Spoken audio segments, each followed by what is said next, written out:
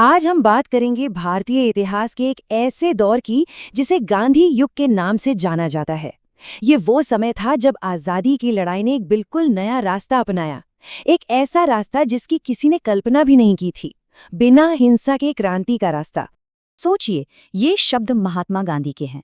ये सिर्फ शब्द नहीं थे, ये वो गहरी पीड़ा और निराशा थी जिसने भारत के इतिहास की सबसे बड़ी लड़ाइयों में से एक को जन्म दिया। तो कहानी शुरू होती है 1915 से, जब मोहनदास करमचंद गांधी दक्षिण अफ्रीका से भारत वापस आए। पर यह सिर्फ एक इंसान की घर वापसी नहीं थी। ये एक नए विचार, एक नई उम्मीद की वापसी थी जो देश की तकदीर बदलने वाली थी। तो चलिए इस पूरे सफर को समझने के लिए देखते हैं कि आज हम क्या क्या जानेंगे। सबसे पहले गांधी युग की शुरुआत कैसे हुई, फिर बात करेंगे उनके 3 सबसे ताकतवर हथियारों की। देखेंगे उनके शुरुआती सत्याग्रह जैसे चंपारण और खेड़ा। फिर आगे बढ़ेंगे बड़े देशव्यापी आंदोलनों की तरफ, और आखिर में उस अंतिम आह्वान की जिसने कहा भारत छोड़ो। तो सबसे पहले बात करते हैं गांधी युग के उदय की।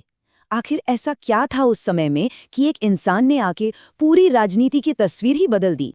देखिए, मोटे तौर पर 1919 से लेकर 1948 तक का जो समय है उसे ही गांधी युग कहा जाता है। और इसकी सबसे खास बात ये थी कि अब राजनीति सिर्फ कुछ पढ़े लिखे लोगों की बात नहीं रह गई थी। गांधी जी ने इसे आम आदमी का आंदोलन बना दिया था। लेकिन सवाल ये उठता है कि आखिर उन्होंने ये किया कैसे, बिना किसी सेना, बिना किसी तोप बंदूक के। उनके हथियार क्या थे? असल में उनके हथियार थे उनके विचार। ये 3 बहुत ही सरल लेकिन शक्तिशाली विचार थे। पहला, सत्याग्रह, मतलब सत्य की ताकत। दूसरा, अहिंसा, यानी किसी भी कीमत पर हिंसा नहीं। और तीसरा, स्वदेशी, मतलब आत्मनिर्भरता, अपने देश पर भरोसा। इन्हीं 3 स्तंभों पर उन्होंने आजादी की पूरी लड़ाई खड़ी कर दी। अब सत्याग्रह को अक्सर लोग गलत समझ लेते हैं। ये चुपचाप जुल्म सहना नहीं था। नहीं, बिल्कुल नहीं। ये तो एक एक्टिव फोर्स थी। सच्चाई और न्याय के लिए कष्ट सहकर भी सामने वाले का दिल जीतने की एक कोशिश। और देखिए, गांधी जी ने सत्याग्रह और दुराग्रह के बीच का फर्क भी समझाया। दुराग्रह होता है जब आप जबरदस्ती, नफरत से किसी को परेशान करने के लिए विरोध करते हैं। लेकिन सत्याग्रह का मकसद विरोधी को परेशान करना नहीं, बल्कि उसे उसकी गलती का एहसास दिलाना था। और फिर आता है स्वदेशी। ये सिर्फ विदेशी कपड़ों के बहिष्कार तक सीमित नहीं था। ये एक आर्थिक हमला तो था ही, पर उससे भी ज्यादा ये एक सिंबल था राष्ट्रीय स्वाभिमान का, आत्मनिर्भरता का। खादी पहनना मानो आजादी का लिबास पहनना हो। तो ये सारे विचार सिर्फ थ्योरी नहीं थे, इन्हें जमीन पर उतारा गया। 1917 के चंपारण सत्याग्रह से लेकर 1942 के भारत छोड़ो आंदोलन तक, एक के बाद एक इन विचारों ने बड़े बड़े आंदोलनों को जन्म दिया। अब कोई भी बड़ा काम करने से पहले उसकी टेस्टिंग जरूरी होती है ना? तो गांधी जी ने भी अपने इन हथियारों को पहले छोटे लोकल मुद्दों पर आजमाया। जैसे 1917 में बिहार के चंपारण में, जहां उन्होंने नील की खेती करने वाले किसानों के लिए लड़ाई लड़ी।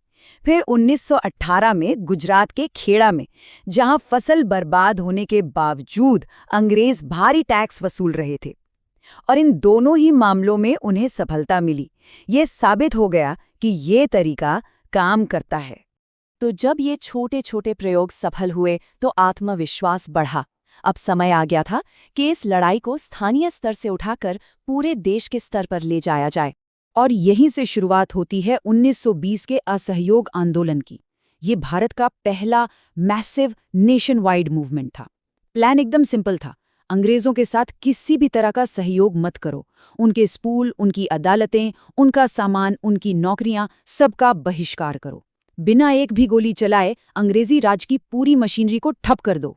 लेकिन 1922 में चौरी चौरा में एक हिंसक घटना हो गई और गांधी जी ने आंदोलन को एकदम से रोक दिया। कई लोग हैरान थे, नाराज भी हुए, लेकिन इससे एक बात साफ हो गई। गांधी जी के लिए अहिंसा का सिद्धांत किसी भी जीत से बड़ा था। वो किसी भी कीमत पर उससे समझौता करने को तैयार नहीं थे। खैर, कुछ सालों के बाद एक और बड़ा आंदोलन खड़ा हुआ। इस बार मुद्दा था नमक, एक ऐसी चीज जिसकी जरूरत हर अमीर, हर गरीब को होती है। अंग्रेजों ने उस पर भी टैक्स लगा दिया था। तो गांधी जी ने इसी नमक को अंग्रेजी राज के खिलाफ सबसे बड़ा हथियार बनाया। और इसकी शुरुआत हुई दांडी मार्च से, साबरमती आश्रम से दांडी तक, लगभग 390 किलोमीटर का सफर पैदल। ये सिर्फ एक मार्च नहीं था, ये हिम्मत और दृढ़ संकल्प की एक मिसाल थी। पूरे 24 दिन लगे इस सफर में, और इन 24 दिनों तक पूरी दुनिया देख रही थी।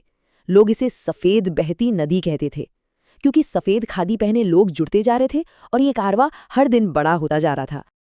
और जब गांधी जी ने दांडी पहुंचकर नमक बनाया, तो ये सिर्फ एक इशारा था। पूरे देश में लाखों लोगों ने नमक कानून तोड़ना शुरू कर दिया। नतीजा, 80,000 से भी ज्यादा लोगों को जेल में डाल दिया गया। अंग्रेजी सरकार हिल गई थी। इसके बाद लड़ाई एक नए और आखिरी मोड़ पर आ गई। अब छोटे मोटे सुधारों की बात नहीं थी, अब था सीधा और अंतिम आह्वान, भारत छोड़ो। अंग्रेजों के लिए ये एक फाइनल अल्टीमेटम था। ये साल 1942 की बात है, जब दूसरा विश्व युद्ध चल रहा था। तब गांधी जी ने नारा दिया, करो या मरो। इसका मतलब हिंसा करना नहीं था, इसका मतलब था अब या तो देश को आज़ाद कराएंगे या इस कोशिश में अपनी जान दे देंगे। अब पीछे हटने का कोई रास्ता नहीं था। आज़ादी की इस आखिरी पुकार से ब्रिटिश सरकार बुरी तरह बौखला गई। उनका जवाब बहुत तेज और सख्त था। 24 घंटे के अंदर अंदर गांधी जी और कांग्रेस के लगभग सभी बड़े नेताओं को जेल में डाल दिया गया। तो गांव के बहिष्कार से शुरू हुई ये कहानी एक पूरे साम्राज्य को हिलाने तक पहुंची। लेकिन गांधी जी की ये विरासत सिर्फ भारत की आज़ादी पर खत्म नहीं होती। उनके अहिंसक तरीकों ने तो दुनिया भर में न जाने कितने आंदोलनों को प्रेरणा दी है। तो सवाल आज भी यही है कि कैसे एक साधारण विचार, सत्य और अहिंसा का विचार, आज भी दुनिया में बड़े बड़े बदलाव लाने की ताकत रखता है।